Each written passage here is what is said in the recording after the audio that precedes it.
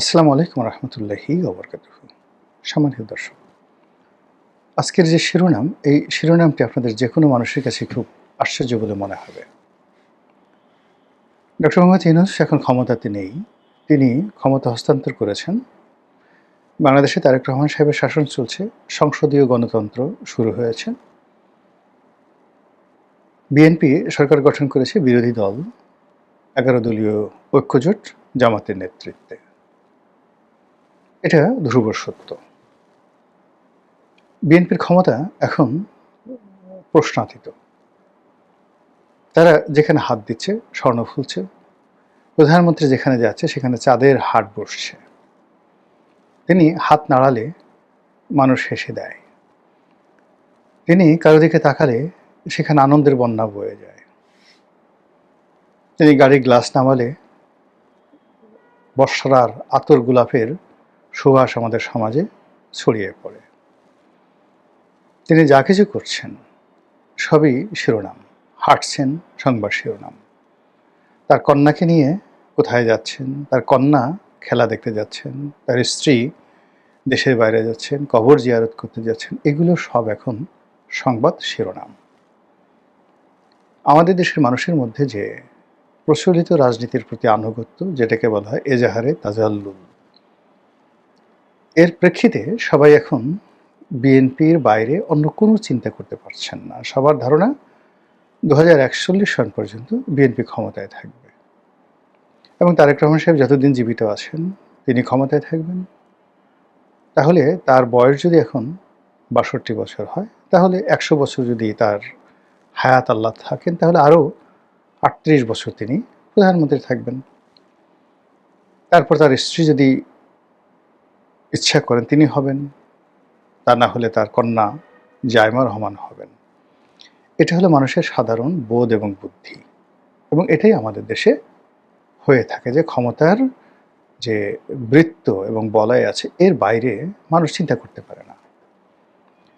মানুষের আমাদের দেশের আরেকটা চরিত্র হলো যে আপনার বাড়ি আছে, গাড়ি আছে, টাকা আছে, পয়সা আছে, স্বাস্থ্য আছে, জ্ঞান বুদ্ধি সব কিছু আছে, কিন্তু আপনার কোনো মূল্য নেই যদি না আপনি কোনো সরকারি চাকরি না করেন, যদি কোনো সরকারি কর্মকর্তার সঙ্গে আপনার বন্ধুত্ব না থাকে, যদি মন্ত্রী এমপিদের সঙ্গে, প্রধানমন্ত্রীর সঙ্গে, রাষ্ট্রপতির সঙ্গে আপনার সম্পর্ক না থাকে, অথবা আপনি নিজে যদি এগুলো না হন, তাহলে আল্লাহ আপনাকে যত গুণাবলী দিয়েছেন কোনো গুণকে আমাদের এই দেশের মানুষ মনে করে না।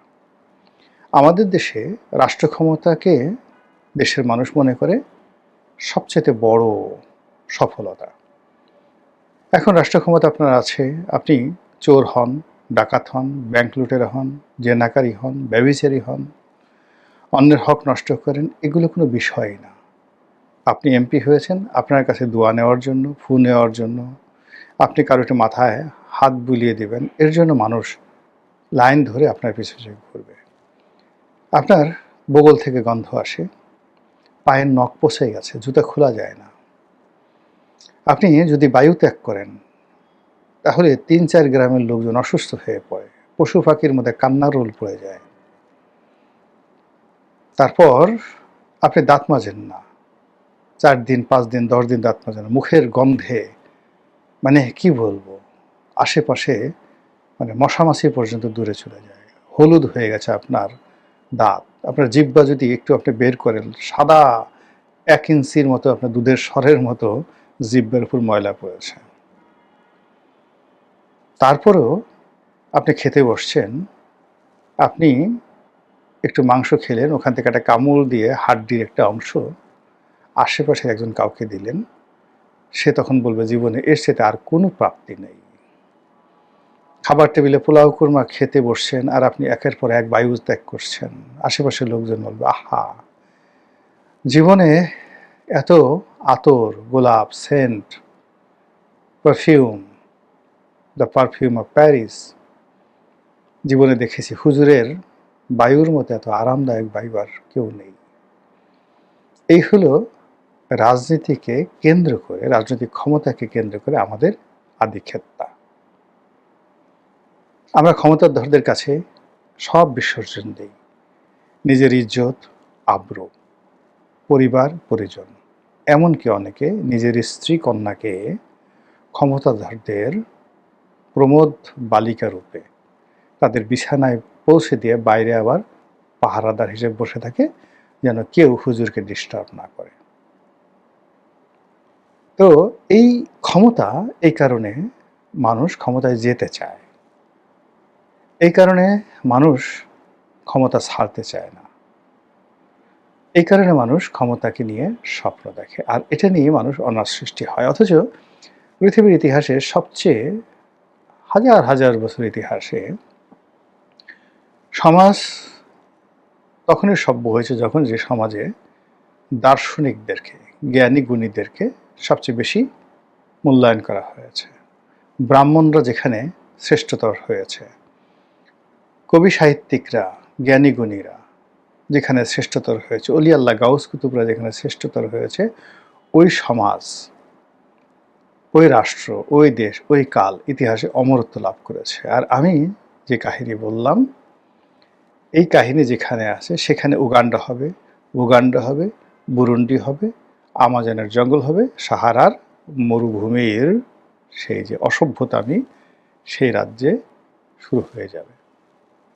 আমাদের দেশে যেন এই ঘটনাগুলো না হয়, এই জন্য আল্লাহর কাছে পানাহা চাই।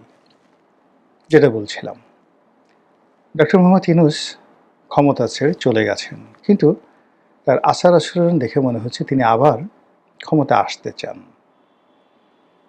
তিনি অনেক মেহনত করে, কষ্ট করে সেই যমুনাতে এসেছেন জনাব তারেক রহমান সাহেবের সাথে দেখা করার জন্য।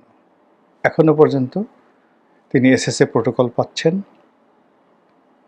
এবং সেই প্রোটোকল নিয়ে তারেক রহমান সাহেবের সাথে দেখা করতে কেবলমাত্র যমুনার গেট থেকে তারেক রহমান সাহেবের সামনে আসতে তাকে 1.5 ঘন্টা অপেক্ষা করতে হয়েছে।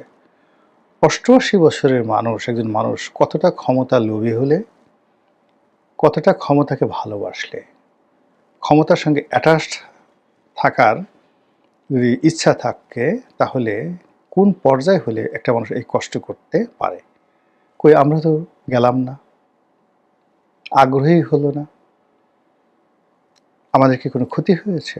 হয়তো ক্ষমতা হবে না কোনো দিন, কিন্তু আমাদের মতো এরকম তো হাজার হাজার মানুষ আছে যাদের রাজার কাছে যাওয়ার, মন্ত্রীদের কাছে যাওয়ার, এমপিদের কাছে যাওয়ার, অথবা রাজা মন্ত্রী এমপিদেরকে দাওয়াত করে নিজেদের বাড়িতে তাদেরকে আনার শক্তি আছে, সামর্থ্য আছে, ক্ষমতা আছে এবং অবস্থান আছে। কিন্তু কই, তারা তো এই কাজগুলো করছে না। কিন্তু ইউনূস সাহেব কেন এই কাজগুলো করছেন?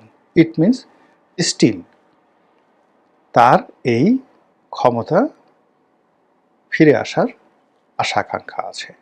আমি আস্তে আস্তে যাচ্ছি। 2 নম্বর হলো, সে পার্লামেন্টে গেছেন, দর্শক সারিতে বসছেন। বিশ্বাস করেন, আমি 5 বছর এমপি ছিলাম।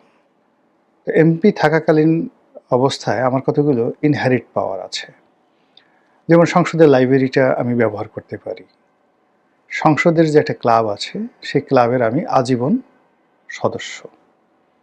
ওখানে ব্যায়াম করা যায়, খাওয়া যায়, রেস্টুরেন্ট আছে, সব কিছু আছে। এরপর সংসদ সদস্য, সাবেক সংসদ সদস্য হিসেবে সারা দেশে সার্কিট হাউসগুলো ব্যবহার করার আইনগত আমার অধিকার আছে।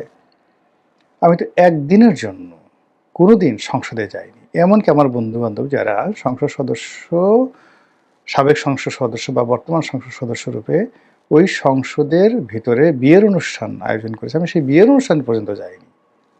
আমার তো, আমি ওদিকে তাকাইও না, আমি কোনোদিন মানে ওখানে চটপটি খাওয়ার জন্য যাই না। কি হয়ে বলেন তো? কিন্তু তাকে এই সংসদ অধিবেশনে আসতে হয়েছে।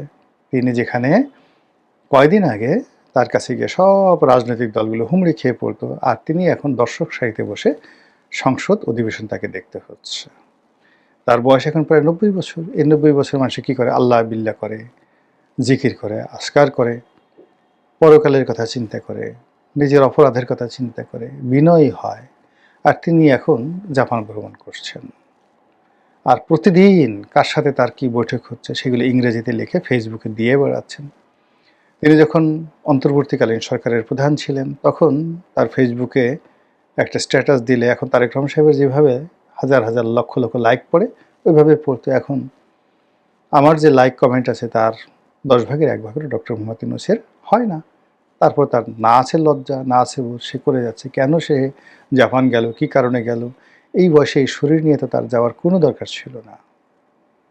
এই গেল এক। মানে ইট মিনস তার মুভমেন্ট দেখে মনে হয় যে সে ক্ষমতাকে ভালোবাসে, ক্ষমতা তার খুবই পছন্দ, ক্ষমতার সাথে থাকতে ভালো লাগে তার, এবং দেশি বিদেশি ক্ষমতাধরদের সাথে তার যে দহরম মহরম সম্পর্ক, এটি তিনি উপভোগ করেন। এ গেল এক পার্ট। দ্বিতীয় পার্ট হলো, যে রয়্যাল বেঙ্গল টাইগার একবার মানুষের মাংস খেয়েছে, সে আর অন্য মাংস খেতে চায় না। তো ক্ষমতালোভী মানুষ যারা একবার ক্ষমতা পেয়েছে, পরবর্তীতে ক্ষমতায় যাওয়ার জন্য তারা বেপরোয়া হয়ে পড়ে, নির্মম হয়ে পড়ে, নিষ্ঠুর হয়ে পড়ে, না পারে এমন কোনো কাজ নেই।